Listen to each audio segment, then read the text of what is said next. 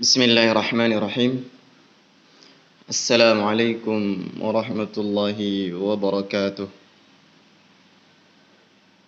أيها الطلاب والطالبات كيف حالكم؟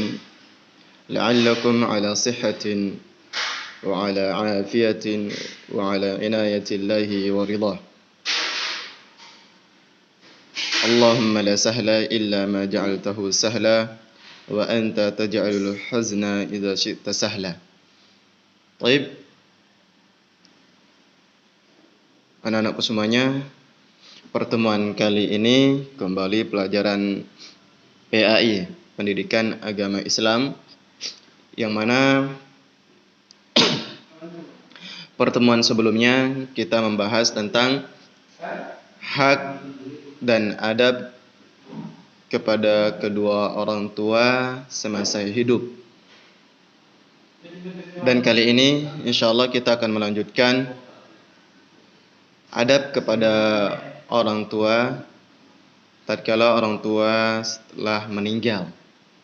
Ya, tatkala orang tua kita telah meninggal, maka kita memiliki kewajiban terhadap orang tua kita. Di antaranya di sini yaitu hendaknya kita mendoakan atau meminta ampun untuk kedua orang tua kita.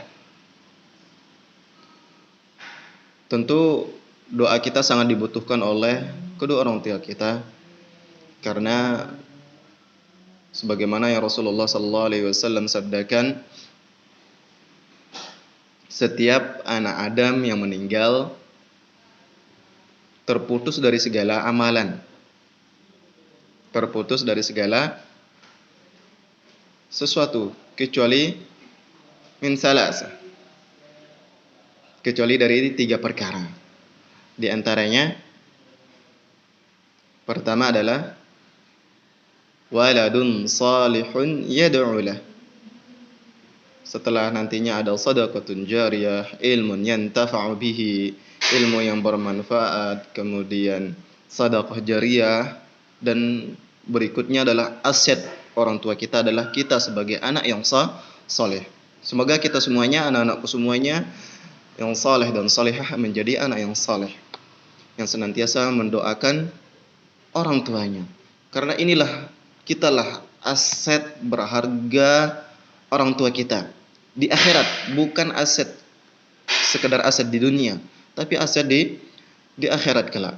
Tatkala orang tua kita meninggal, kemudian kita sebagai anak yang saleh selalu mendoakan kedua orang tua kita, maka disitulah terletak kebahagiaan orang tua kita, yang insya Allah subhanahu wa ta'ala, semoga dengan doa kita Allah subhanahu wa ta'ala selamatkan orang tua kita dari siksa api neraka dan juga siksa kubur. Amin Allahumma amin. Dan inilah yang Allah subhanahu wa ta'ala ajarkan juga kepada kita, sebagaimana firman Allah subhanahu wa ta'ala, Rabbana ghfirli wali walidayya walil mu'minina yawma yaqumul hisab. Rabbana ghfirli, ya Allah, ya Rabb, ampunilah dosa-dosaku, wali walidayya, dan untuk dosa-dosa kedua orang tuaku, walil mu'minina, dan setiap kaum muslimin, setiap orang-orang yang beriman, yauma yaqumul hisab, pada hari ditegakkannya perhitungan. Pada hari tidak ada lagi yang namanya dinar, dirham, rupiah, apalagi tidak ada. Nah, di situ yauma yaqumul hisab, pada hari kiamat nantinya. Dan juga doa yang tercantum juga dalam Al-Quran, dan insya Allah kita sudah hafal semua. Yang ini yang seharusnya kita senantiasa lantunkan di setiap kali kita sujud. Karena tatkala kita sujud adalah kondisi kita dekat kepada Allah Subhanahu wa taala, yang paling dekat kepada Allah Subhanahu wa taala. Doa Rabbana ghfirli, Rabbi ghfirli wali walidayya warhamhuma kama rabbayani shaghira. Tentu anak-anak semuanya hafal. Kalau belum hafal, wajib dihafalkan. Ya, hafalkan nantinya. Ya Allah, Rabbi ghfirli, ampunilah aku, wali walidayya, dan kedua orang tuaku, Warhamhuma, dan rahmatilah, kasih sayangilah keduanya, kama rabbayani shaghira, sebagaimana keduanya mengasih sayangi aku tatkala aku kecil. Oleh karenanya anak-anakku semuanya, doa adalah senjata ampuh setiap orang muslim, setiap orang yang mengaku beriman kepada Allah Subhanahu wa taala. Baik.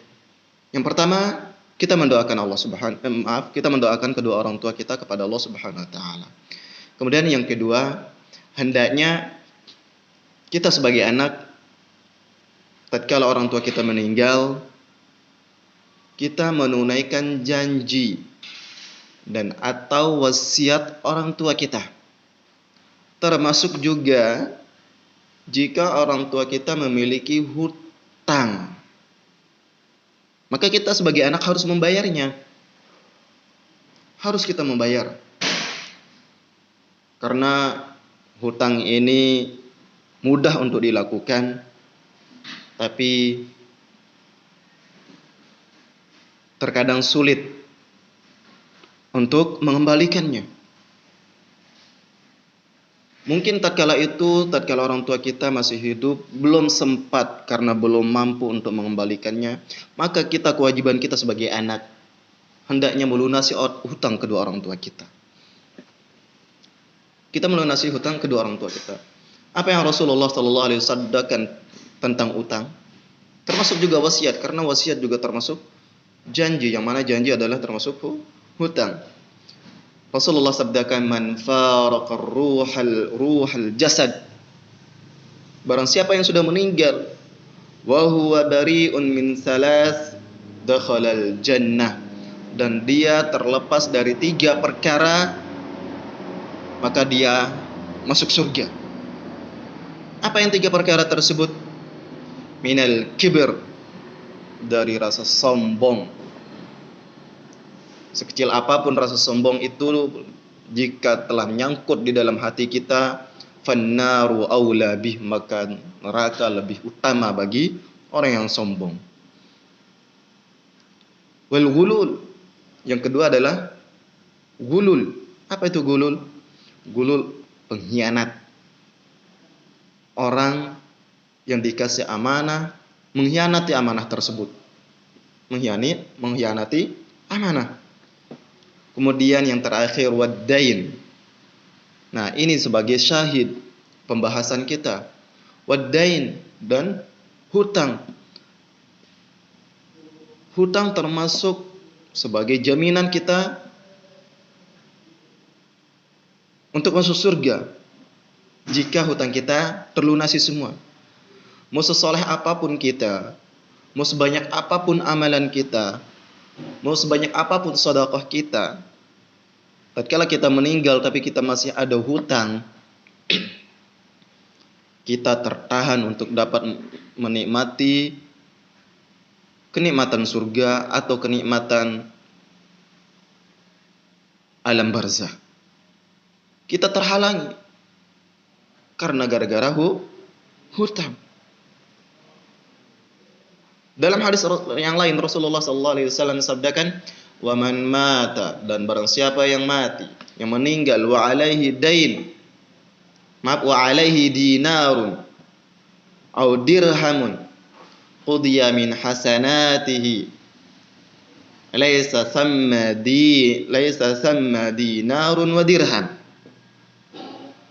Wa man mata, dan barang siapa yang meninggal, wa alaihi dinarun au dirham, kemudian dia memiliki hutang 1 dirham atau 1 dinar, atau uang kita 1 rupiah saja. Ingat, 1 rupiah. Qudiya min hasanatihi, maka hutang-hutang itu akan dibayar kelak di akhirat dengan hasanat, kebaikan-kebaikan, amalan soleh yang dimiliki oleh orang tersebut.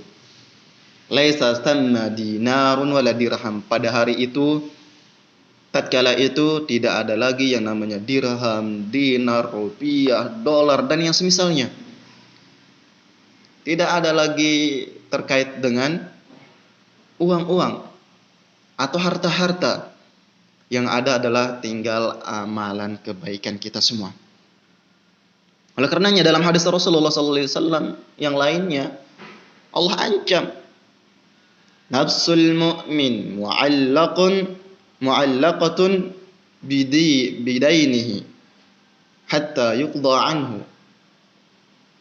Nafsul mu'min, jiwa seorang mukmin, raga seorang mukmin, mu'allaqatun, akan senantiasa terkait, akan senantiasa terbelenggu, bidainihi, dengan hutangnya, hatta yuqda anhu, sehingga dibayar. Anak-anakku semuanya,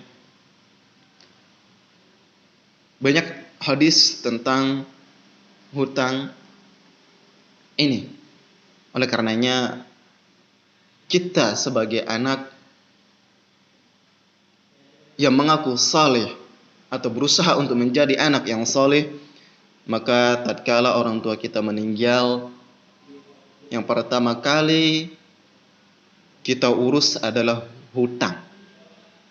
Yang pertama kali kita urus adalah hutang orang tua kita. Apakah orang tua kita memiliki hutang di tetangga, sama temannya, teman kerjanya, atau teman sesama mengaji dan yang semisalnya?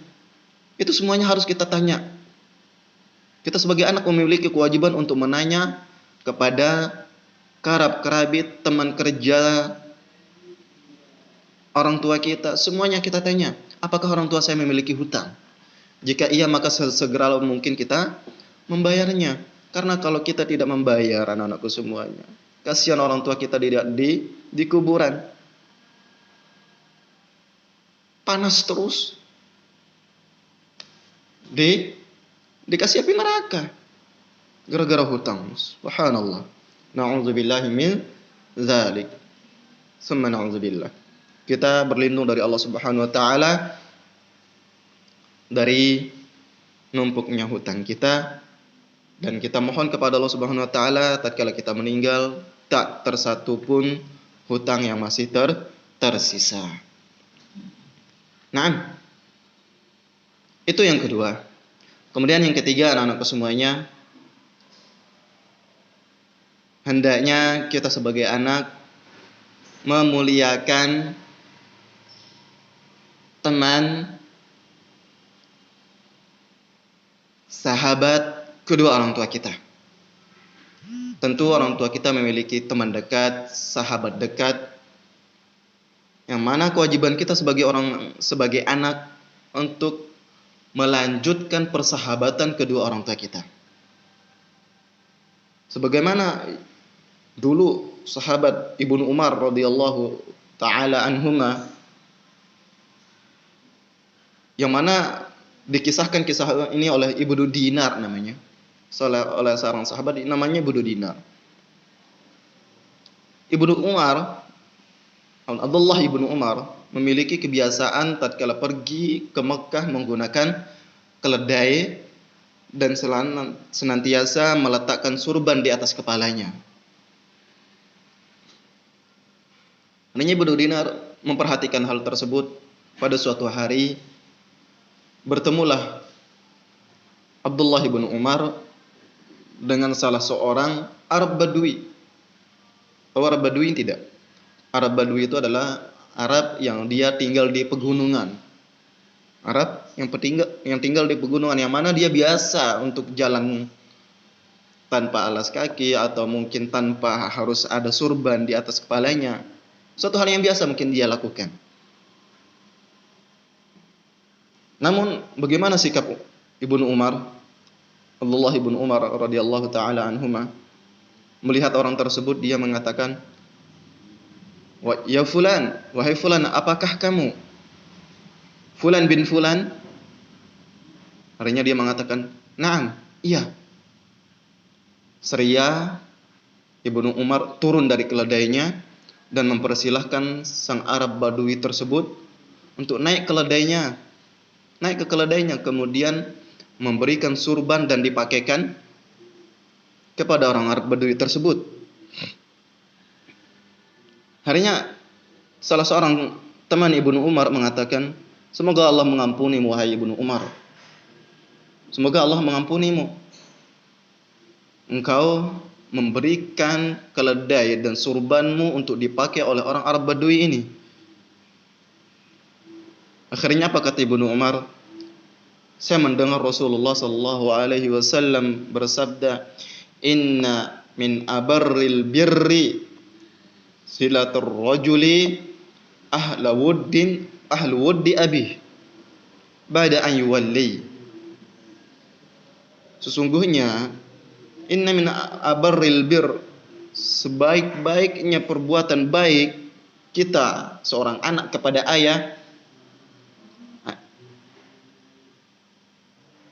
silatur rajuli, yaitu hendaknya dia menyambung tali keakraban, silaturahmi ahlu wuddin, sahabat karib ayah kita semua, ibu kita semua, ba'da ayyuwali, setelah kepergiannya, setelah meninggal keduanya. Setelah meninggal keduanya. Masya Allah. Sampai sahabat karib orang tua kita wajib untuk, kita disunnahkan untuk apa? Untuk tetap menjaga persahabatan tersebut, menjaga tali silaturahmi tersebut. Dan inilah yang disunnahkan oleh Rasulullah sallallahu alaihi wasallam, yang dilakukan oleh para sahabat Rasulullah, seperti yang dilakukan oleh Abdullah ibnu Umar radhiyallahu taala anhuma. Dan juga termasuk juga yang keempat, yaitu menyambung tali silaturahmi dengan cara keluarga, ibu dan ayah kita. Ya. Itu adalah 4 kewajiban kita sebagai anak yang saleh insyaallah taala. Amin Allahumma amin. Semoga kita semuanya menjadi anak yang saleh terhadap orang tua kita. Ya. Terhadap orang tua kita. Baik orang tua kita masih hidup dan terlebih lagi setelah keduanya meninggal. Nah, anak-anakku semuanya, mungkin kita cukupkan sampai 4 ini dulu, dan semoga kita dapat ambil ibrah, ambil pelajaran, dan juga jangan lupa untuk dicatat. Ya, jangan lupa untuk dicatat, dan juga dalil-dalilnya dicatat dengan baik. Ya. Karena apa? Karena mencatat adalah suatu hal yang sangat penting dalam menuntut ilmu. Para ulama mengatakan apa? Qayyidul ilma bil kitabah. Ikatlah ilmu itu dengan menulis. Kalau buruan kita ikat dengan tali yang begitu kuat, maka ilmu tidak ada ikatan yang lebih kuat dari menulis. Oleh karenanya para ulama gemar menulis kitab, gemar menulis buku, karena dengan menulis itulah kita dapat mengabadikan ilmu kita. Kalau dengan hafalan cepat hilang. Apalagi kalau kita sudah meninggal, tentu semuanya akan hilang. Oleh karenanya Rasulullah mengatakan, "Innallaha la yaqbidul ilma intiza'an yantazi'u minal ibad, walakin yaqbidul ilma biqabdil ulama." Sesungguhnya Allah Subhanahu wa taala tidaklah mencabut ilmu itu begitu saja, melainkan Allah Subhanahu wa taala mencabut ilmu dengan diwafatkannya para ulama. Baik, insyaallah berikutnya sebagai tugas kalian, catatan kalian nanti difoto, kirimkan ke Ustaz ya. Kita cukupkan dengan doa kafaratul majlis. Subhanakallahumma wa bihamdik, asyhadu an la ilaha illa anta, Astaghfiruka wa atubu ilaik. Wassalamualaikum warahmatullahi wabarakatuh.